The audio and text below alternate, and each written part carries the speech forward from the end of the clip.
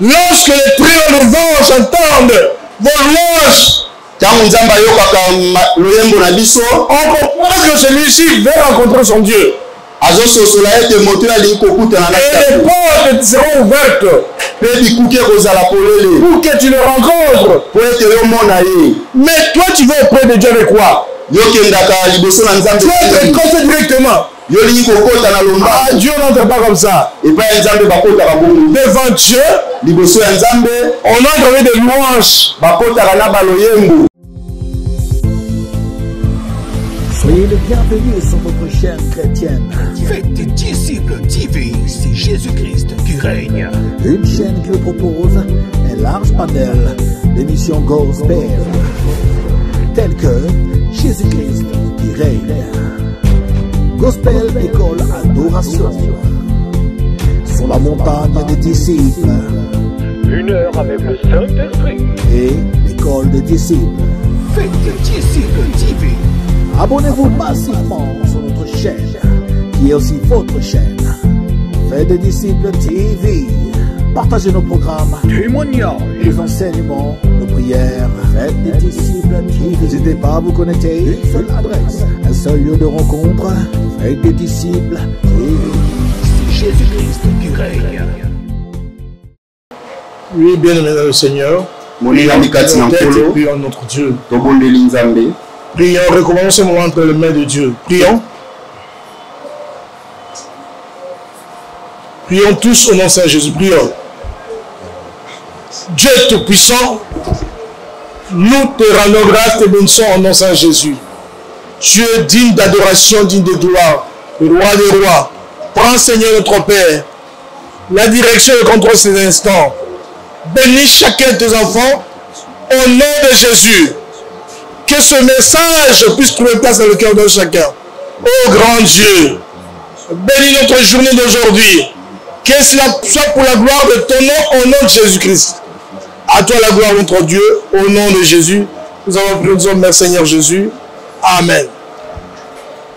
Shalom Église. Mote Église. Que Dieu vous bénisse au nom de Saint Jésus. Vous avez en tout cas bien fait d'être là aujourd'hui. Oui, bien parce que c'est une journée importante en tout cas, où nous allons tous adorer notre Dieu, le glorifier. Et je crois que je n'abuserai pas de votre temps. Notre soeur, je crois, elle est déjà là.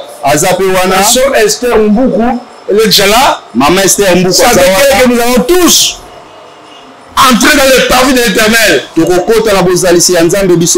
Comme nous avons vu la fois passée,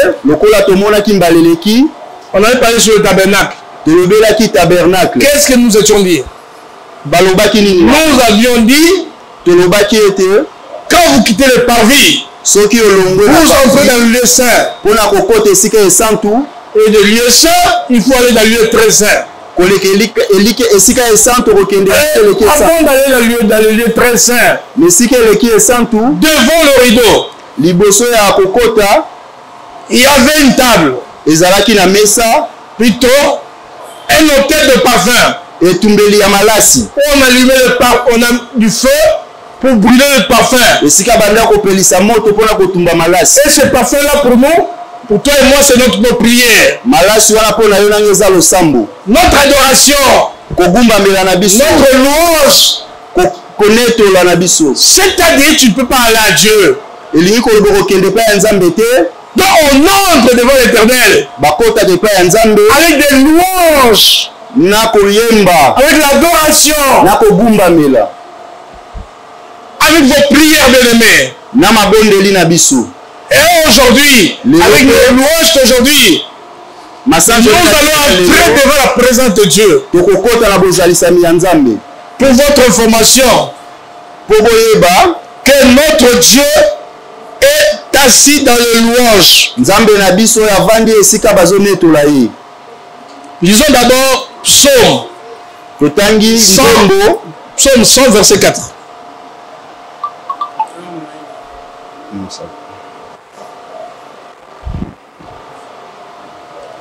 J'ai bien dit Psaume 100, verset 4. Lecture s'il vous plaît. Psaume 100, verset 4.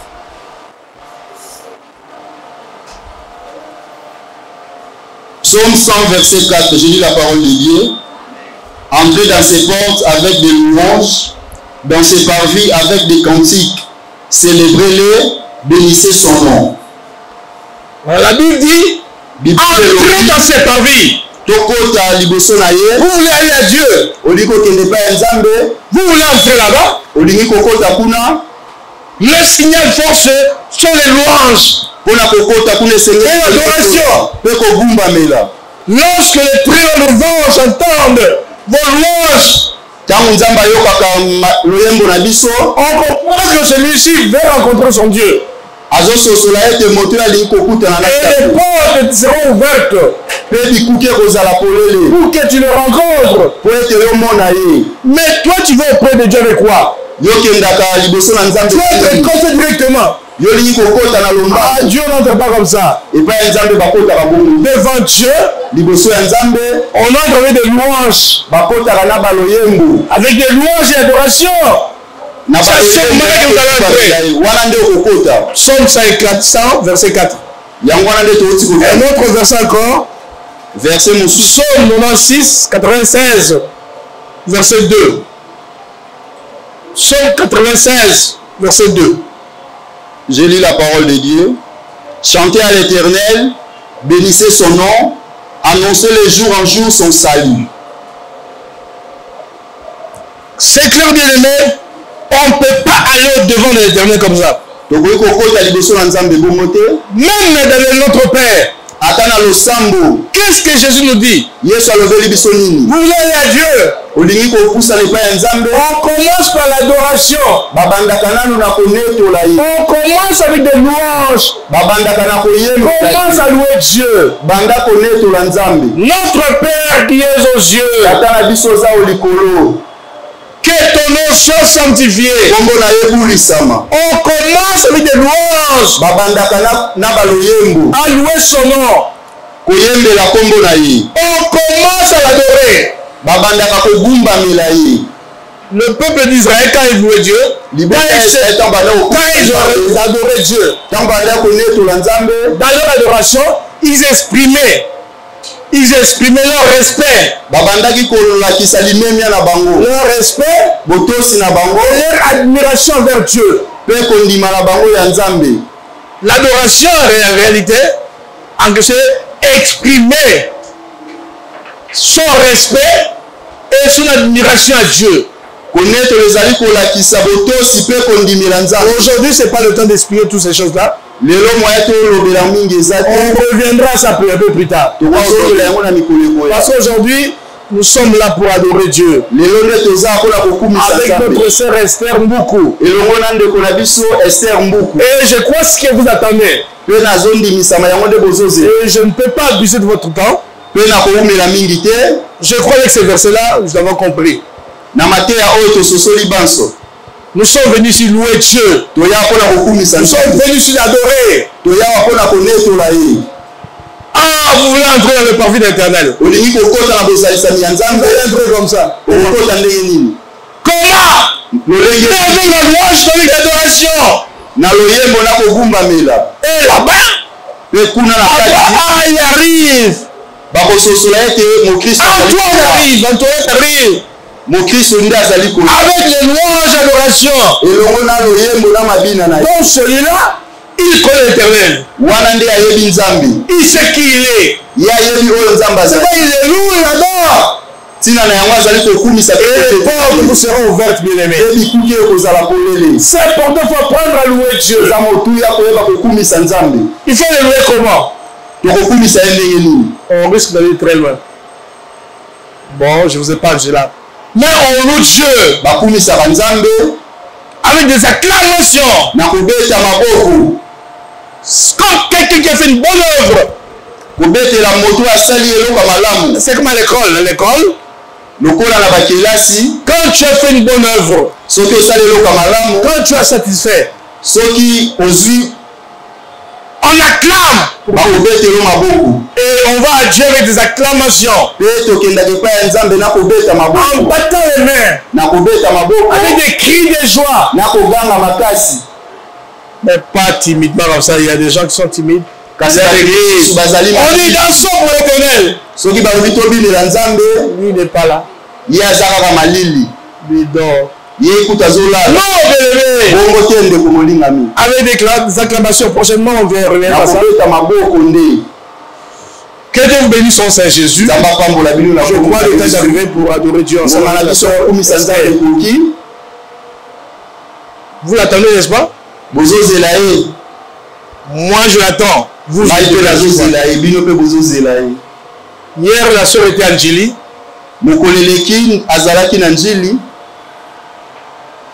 Que Dieu vous bénisse son Saint Jésus. Fermons nos yeux, bien-aimés. Disons merci à Dieu. Merci. Et recommandons cet instant pour le maître du Seigneur. Que Dieu nous parle. Parce que Dieu parle aussi à travers les louanges. Nous ne louons pas Dieu comme des oiseaux. Comme le perroquet qui répète ce qu'on lui a dit. Mais nous, quand nous chantons Dieu, nous le faisons de tout notre cœur. Ce que nous disons, ce que nous exprimons, c'est une réalité en nous. Quand je dis je t'aime, tout mon cœur sait que je l'aime.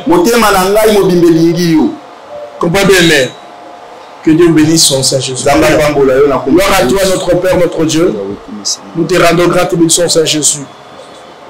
Merci, grand Dieu, tu es digne des louanges, notre Père, notre Dieu. Toi qui es élevé au-dessus de tout. Tu es digne des louanges, grand Dieu.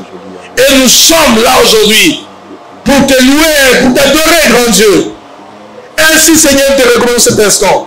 Nous te remenons notre sœur beaucoup à tes mains. Nous te prions d'être avec nous, de la bénir au nom de Saint Jésus. Je l'utilisais puissamment pour la gloire de ton nom, pour la gloire de ton nom, au nom de Jésus. Nous allons prier, nous sommes Seigneur Jésus. Amen. Soyez le bienvenu sur votre chaîne chrétienne. Faites des disciples TV, c'est Jésus-Christ qui règne. Une chaîne qui vous propose un large panel d'émissions gospel, telles que Jésus-Christ qui règne, Gospel École Adoration, sur la montagne des disciples, 1 heure avec le Saint-Esprit. et l'école des disciples. Faites des disciples TV. Abonnez-vous massivement sur notre chaîne, qui est aussi votre chaîne. Faites des disciples TV. Partagez nos programmes, Témoignage. les enseignements, nos prières. Faites des disciples TV. N'hésitez pas à vous connecter. Une seule adresse, un seul lieu de rencontre. Faites des disciples TV. C'est Jésus-Christ qui règne.